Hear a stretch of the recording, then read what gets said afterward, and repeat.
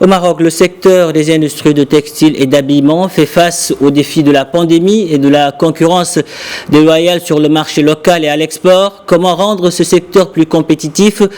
Pour en parler, nous sommes avec le vice-président de l'Association marocaine des industries de textile et d'habillement en direct de Casablanca. Bonjour Jalil Skali. Bonjour. Merci d'être avec nous aujourd'hui sur Média TV Afrique. Alors, cela fait presque 2 ans que le Covid-19 a presque tout chamboulé. Le secteur du textile n'a pas été épargné. Quel a été l'impact de cette pandémie sur le textile marocain? Vous savez, notre secteur a souffert de la pandémie, comme je pense beaucoup d'autres secteurs, avec la fermeture des magasins, la fermeture des frontières. Beaucoup de nos industriels ont malheureusement dû fermer pendant 2 mois à peu près, avec un arrêt brutal des commandes. Donc ça a donné un coup assez dur à nos industriels. Fort heureusement, avec la reprise à partir du mois de juin 2020 et notre marché cible européen, il y a eu des commandes qui sont revenues au Maroc avec des délais d'approvisionnement très courts. Et donc aujourd'hui, on se permet de dire que pour notre secteur, on voit le verre plein et que les perspectives d'avenir sont nettement meilleures que celles durant la crise de 2020. Alors la pandémie n'a pas eu que des effets, disons, négatifs, elle a également ses points positifs. Cela a permis à ce secteur de faire montre d'une très grande capacité de résilience.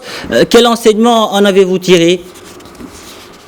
Écoutez, le premier enseignement, c'est qu'on a pu préserver nos emplois. Ça, pour cette partie-là, c'est une part très importante. Le secteur aujourd'hui emploie pratiquement 200 000 personnes au Maroc, et donc le fait de pouvoir préserver tous ces emplois-là est un sacré avantage pour nos industriels. La deuxième chose, c'est qu'on a pu redémarrer nos usines assez rapidement par la production de masques. Vous savez que quand il y a eu la crise, la première chose dont avait besoin le Maroc, qui était introuvable, ce sont les masques de protection, et nos industriels ont su faire preuve de beaucoup de créativité, de mobilisation pour pouvoir produire en quantité suffisante les masques pour les Marocains. Donc ça, ce sont des avantages qui sont là. Et puis le troisième, qui n'est pas des moindres, c'est que on était à moins 80% à l'export en avril 2020, et on a pu terminer l'année 2020 avec seulement moins 20% de notre chiffre d'affaires à l'export, ce qui est également là une prouesse de nos industriels. Alors la pandémie, vous l'avez dit, a frappé de plein fouet les industries de textile. Ce secteur aujourd'hui redémarre lentement mais sûrement début 2021. Vous venez de le dire, les exportations ont augmenté de 23%. Au regard de toutes ces évolutions, comment se porte aujourd'hui le secteur textile marocain ? Écoutez, il se porte pas trop mal. Aujourd'hui, on voit l'avenir de manière assez positive. Bon, je parle avec une précaution. Vous venez de parler du nouveau variant et c'est son impact sur le pays et sur, on va dire, le monde. On espère que au niveau du Maroc, on ne sera pas très touché. En dehors de ça, nous avons aujourd'hui des commandes qui sont présentes. Nos industriels travaillent. Nous avons une relocalisation des commandes parce que nos clients ont besoin d'une certaine proximité, une certaine rapidité dans la livraison de leurs commandes, et le Maroc sait répondre favorablement à ce genre de choses. Et puis aujourd'hui, il faut savoir que la stratégie sur laquelle les donneurs d'ordre insistent énormément, qui est celle de la durabilité, cette stratégie-là, le Maroc s'y est pleinement engagé. C'est pour ça que nous avons d'ailleurs appelé notre stratégie Dayem qui veut dire durable en arabe. Et la durabilité s'inscrit pleinement dans toutes les actions que nous menons aujourd'hui. Donc la proximité du Maroc avec nos marchés d'export est un atout.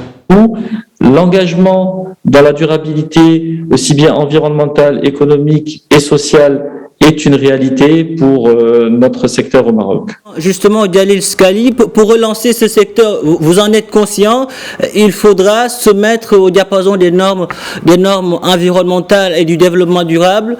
Où en êtes-vous par rapport à la décarbonation des entreprises pour mieux conquérir le marché européen?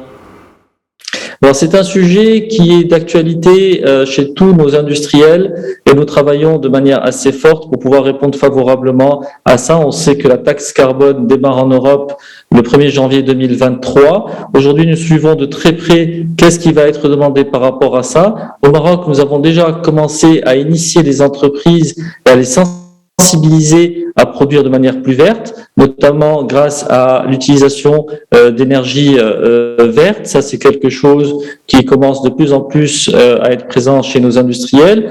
Au traitement des eaux, lorsque nous utilisons aujourd'hui des eaux dans, par exemple, l'impression aujourd'hui dans la teinture. Donc, nous travaillons sur ça pour sensibiliser encore nos entreprises à traiter les eaux usagées. Donc, ce sont un certain nombre d'actions qui vont nous permettre de pouvoir répondre à cette nouvelle taxe carbone sur le marché européen à partir de janvier 2023. Djalil Scali, aujourd'hui au Maroc, nous avons le nouveau modèle de développement, nous avons aussi le Morocco Now.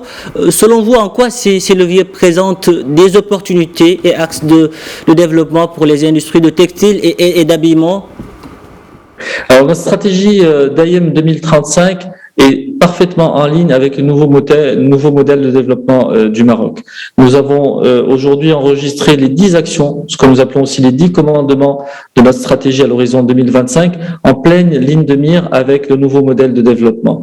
Aujourd'hui, lorsque vous regarderez notre livre blanc, vous verrez que nous nous appuyons pleinement sur les engagements du Maroc de manière à ce qu'il y ait une synergie, une complémentarité entre les deux modèles de développement. Et aujourd'hui, le secteur du textile a toujours été un pilier fort de l'économie marocaine et grâce à la stratégie 2035, il le sera encore davantage dans la durée comme pilier fort pour notre économie.